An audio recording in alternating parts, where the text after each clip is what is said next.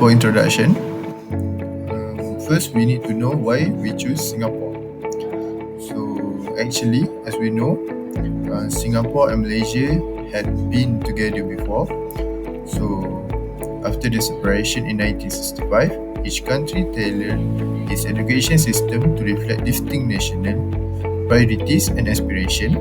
Next, Singapore is recognized as a global leader in education, achieving the highest PISA in 2022 score, which is 560 points, showcasing its focus on excellence. And last point is comparing the two systems highlights how Malaysia and Singapore address challenge to improve educational outcomes. So now let's take a look for the overview for the both curriculums. So first we take a look from Malaysia's curriculum. First point is emphasize national value, racial unity and holistic development. It includes the standard curriculum for primary school, KSSR, and standard curriculum for secondary school, KSSM.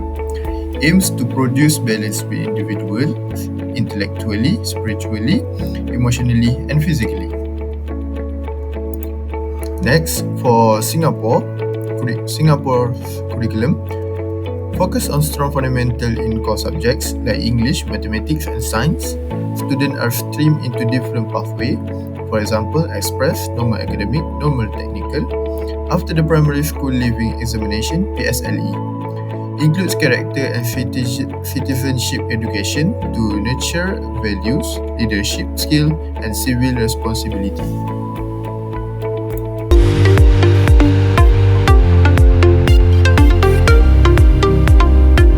So now, let's take a look for the comparison of educational system between Malaysia and Singapore.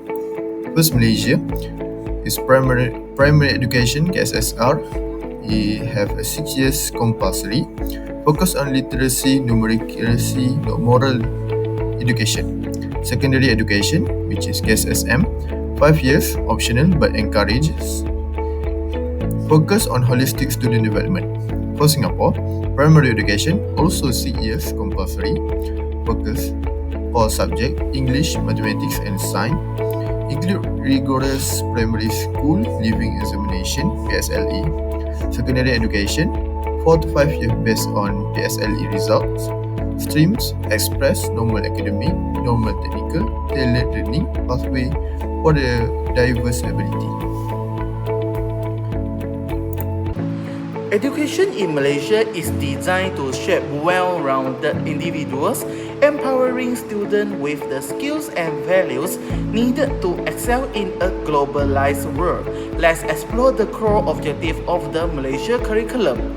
The Malaysia curriculum emphasizes holistic development by focusing on 6 pillars: communication, spirituality, attitudes and values, humanity, self-skills, science and technology. This approach ensures that students grow not only intellectually but also physically and aesthetically. In line with 21st century demands, the curriculum fosters critical thinking, creativity and innovation, preparing students to be competitive global citizens. It also emphasizes that virtuous values, life skills, and career readiness. Central to this approach is the development of higher order thinking skill (KBAT), enabling students to analyze, evaluate, and synthesize information. This skill equips them to take complex real-world problems with confidence and integrity. The curriculum also prioritizes building human capital with pure value by integrating ethical and religious principles into academic and technical learning. This creates a responsible compassion individual who contribute positively to society. By nurturing holistic development 21st century skills, critical thinking and strong ethical foundations, the Malaysian curriculum ensures students are ready to lead in a rapidly evolving world.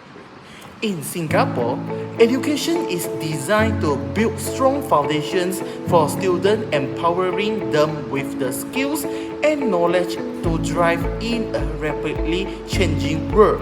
Let's take a closer look at the key objective of the Singapore curriculum.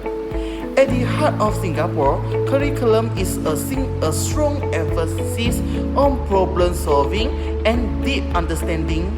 Students master core concepts and their real-world applications, developing logical reasoning and the adaptability needed to face new challenges. Through inquiry-based learning, students are encouraged to explore and investigate the natural world. This fosters creativity, critical thinking, and a strong sense of curiosity, empowering students to ask questions and seek answers. An essential aspect of the curriculum is the enjoyment of science and mathematics. By promoting positive attitude towards these subjects, Singapore education system nurtures an appreciation for scientific principles, preparing students for future success. Teachers in Singapore serve as facilitator and role models, creating engaging learning environment where students actively participate in inquiry and exploration. This approach encourages collaborations and interaction, fostering a deeper connection with the subject matter. Finally, Singapore curriculum is designed with global competitiveness in mind. I aiming to sustain the nation highest ranking international assessment like TIMSS and PISA. Students are prepared to excel on the global stage with the skill and knowledge to tackle global challenges. By focusing on problem solving, inquiry, based learning, enjoyment of core subjects, and fostering global competitiveness, Singapore curriculum equips students with the tools they need to thrive in an interconnected, ever-evolving world. Let's begin with primary school, which form the foundation of education. In Malaysia, primary school focuses on foundational literacy, numeracy, and basic science for children aged 7 to 12 years old. In Singapore, primary school is divided into two stages. The foundation stage for aged 6 to 10 years focuses on developing literacy, numeracy, and life skills. The orientation stage for ages 11 to 12 shift towards focused learning based on student strengths and interests. Singapore system concludes with the primary schools leaving exam or PSLE, moving on to lower secondary education. In Malaysia, this stage includes Form 1, Form 2, and Form 3 for students aged 13 to 15. During this year, students study core subjects like mathematics, science, English, and Malay, while also exploring additional subjects. In Singapore, students are streamed into different tracks based on their PSLE results. The special or express stream follows an advanced curriculum for all levels in 4 years. The normal academic technical stream are practical focused and prepare students for N level over 4 to 5 years. This streaming system allows for tailored learning path. Next, let's look at upper secondary education. In Malaysia, this stage includes Form 5 and Form 4 students. Aged 16 to 17, at this point, students choose stream focused on academic, technical, or vocational pathway. This stage includes with the Sijil Pelajaran Malaysia SPM examination. In Singapore, upper secondary typically involves preparation for secondary pathways such as junior college or polytechnics, which after more specialized education. Finally, post-secondary education provides options for students to prepare for higher education or career. In Malaysia, students can pursue matriculation program, diploma, or the Sijil Tinggi Persekolahan Malaysia (STPM) as a pre-university qualification. In Singapore, students can attend tertiary institutions such as university, technical institute, or private education provider to further their education and training. Conclusions. Well, both Malaysia and Singapore share a similar structure with primary, secondary, and post-secondary stage. They differ in the focus and pathway. Malaysia emphasizes national examination like SPM, while Singapore adopt a more flexible stream approach starting with the PSLE. Let's do the comparison between Malaysian Mathematics Curriculum (MMC) and Singapore Mathematics Curriculum (SMC). The framework of MMC is revised in 2001 years. Instructions predominantly in English. The 5 key principles in problem solving, mathematical communications, making connections, reasoning, and use of technology. Problem solving is practical application of mathematical concepts. Encourage clear expression of ideas, relating mathematics to real world as content, and reasoning, logical thought, and deductions. Use of technology tools like graphing, calculator, and software. In Singapore, this is issued by the Ministry of Education in collaboration with the University of Cambridge. Structure as a spiral curriculum, topic revisited and expanded, open over time for deeper understanding. Core content strengths include number, algebra, geometry, measurement, and data handling. Few topics but in greater depth to ensure mastery. For the challenges in Malaysia, shallow depth topics like algebra are not covered extensively compared to Singapore. Lately, some key topics such as matrices and circles are introduced at later stages. For the advantages in Singapore, high international ranking in assessment like TIMSS and PISA due to a rigorous focus on foundational skills, emphasize on critical thinking and real-life problem solving. The topic depth for Malaysia, broad coverage with less focus on depth. But in Singapore, fewer topics but covered in detail. The focus area in Singapore strong emphasis on integrating technology, but in Singapore focus on foundational mastery through hands-on problem solving. In Malaysia, introduction timing is some topic like quadratic expression are introduced later from 4. Topic like quadratic expression are taught earlier secondary 2 in Singapore. Next, let's talk about the comparison table for the topics.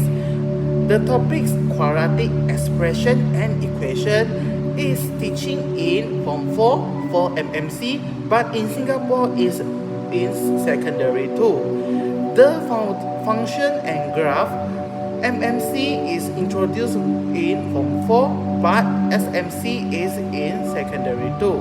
Circle MMC Form 3, SMC is secondary 1. The solution of equation MMC is Form 2 to Form 4. SMC is secondary 3 to 4. Matrices MMC is introduced by Form 5, but SMC is secondary 3 to 4. Now, let's talk about pedagogy and teaching methods.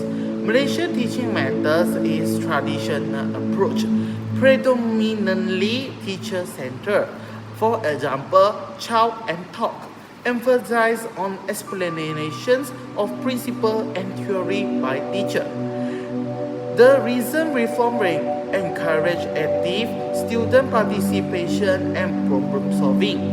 Integration of information and communication technology (ICT), smart school with multimedia tool for collaborative learning. ICT Master Plan and Vision 2020 aim to modernize education.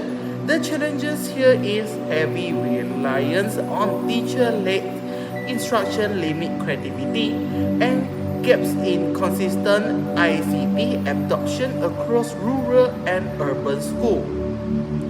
But in Singapore, teaching methods is student-centered learning, encourages inquiry-based, collaborative, and hands-on activity, focus on independence and lifelong learning.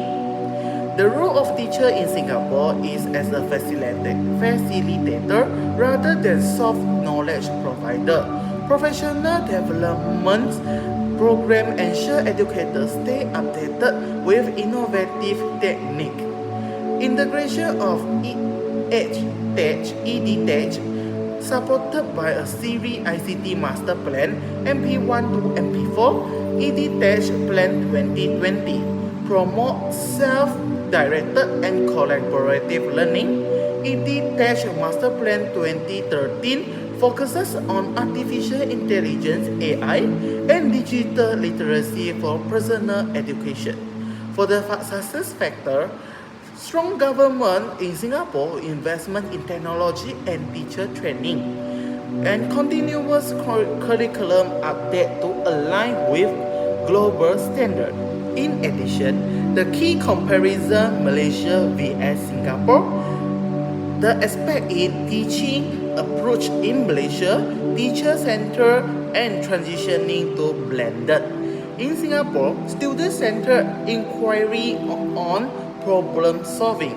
ICT integration, Malaysia ongoing uneven implementation in rural area.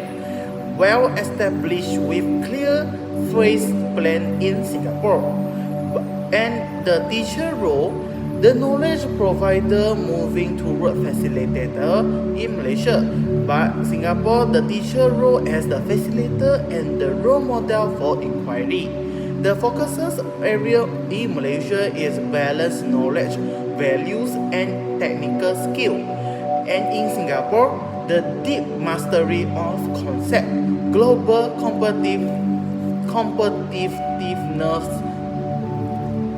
in Singapore. Then, let's talk about the technology in education.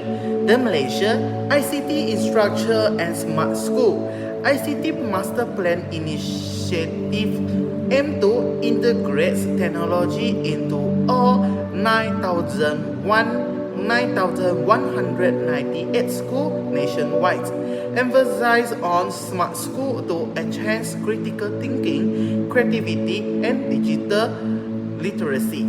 For the rural focus, approximately 13% of the annual education budget, RM4.2 billion, allocated for ICT infrastructure. Gradually, connectivity rollout targeting rural area to ensure equitable access to internet and resources. The challenges here is limited teacher training in ICT too. So the variability in access and usage between urban and rural schools. In Singapore, the Advanced EdTech and Future-Oriented Strategy, ICT in Education Master Plan 1997 to 2090. MP1 is 1997 to 2002 years, provided school with basic ICT infrastructure and teacher training. MP2 to MP4 2003 years to 2019 years focus on self-directed and collaborative learning, digital literacy, and critical thinking.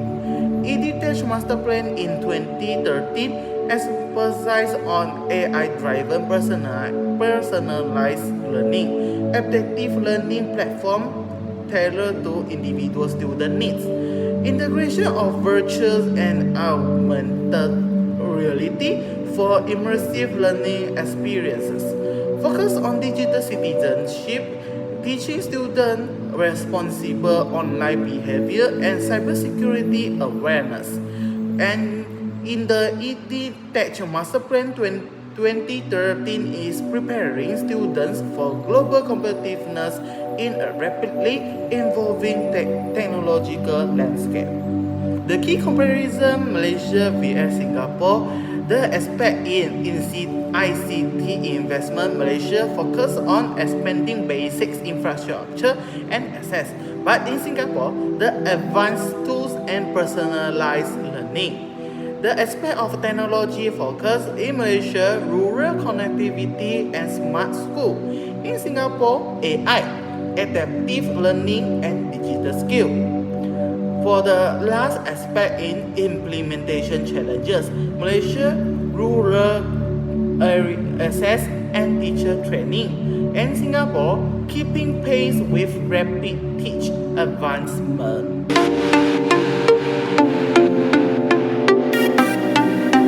Next, we take a look at the assessment. First one, which is Malaysia assessment. Exam in Malaysia included middle and final years exam every year and three national exam, which is primary school assessment test (PSR), third form assessment (PT3), and Malaysian Certificate of Education (SPM) that Malaysia student will undergo through 11 years in primary and secondary school. This exam follows the KSSR and KSSM format. For the continuous assessment, Malaysia had created school-based assessment (PBS) that focus on academic and non-academic activities by students. Of course, in class, students will evaluate through class activities such as projects and presentation. Moreover, co-curriculum that being participated by students such as sports, clubs and association will be taken as credit in their merit after school, which is 10%. For last category, skill focus. Of course, Malaysia curriculum will focusing on 21st century skill like communication, creativity, critical thinking, and problem solving. That's why Malaysia examination question nowadays is more on habit or HOTS than memorized type of question. Secondly, which is Singapore assessment. Exam in Singapore included three national exams, which is Primary School Leaving Examination (PSLE), Singapore Cambridge GCE O Level for special or express stream students, and Singapore Cambridge GCE N Level for normal academic and technical stream students. That Singapore student will undergo through 10 or 11 years in primary and secondary school. For the continuous assessment, Singapore had used formative assessment that included regular tests, quizzes, projects, and presentation. The teachers will monitor students' progress and provide feedback to them. This assessment will be complementary to the national exam and for their lifelong learning. Last category, skill focus.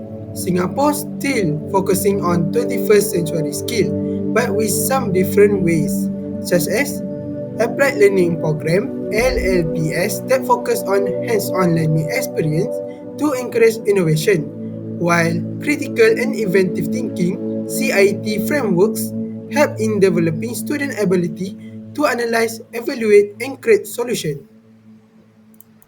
So, what improvement that Malaysian Ministry of Education can take from Singapore curriculum? We have four categories here. The first one, skills. Malaysian teachers should be provided training more on hotspot-based learning in their teaching to increase critical thinking skills among students. Moreover, schools need to be provided unnecessary tools and resources for student hands-on to create hands-on based learning. Besides that, non-academic assessment should be expanded more to develop characteristic and soft skill. Second category is teaching. Teachers need to be trained on student-based learning to encourage them use it in their classroom. For example, teacher role as knowledge provider need to be changed to a facilitator in their student learning. Next is in technology. School nowadays should use advanced tools in class for teaching purpose. This will encourage students on digital skills in class, such as students learn how to research using Google Scholar or doing a creative slide for their presentation using Canva. Lastly, is syllabus. School syllabus in any subjects need to increase more on deep understanding on concept. This will align our curriculum with the international benchmark such as TIMSS and PISA. In conclusion, Malaysia and Singapore have a different curriculum with their own advantage, but both of it are created to increase their student growth and skill for the future.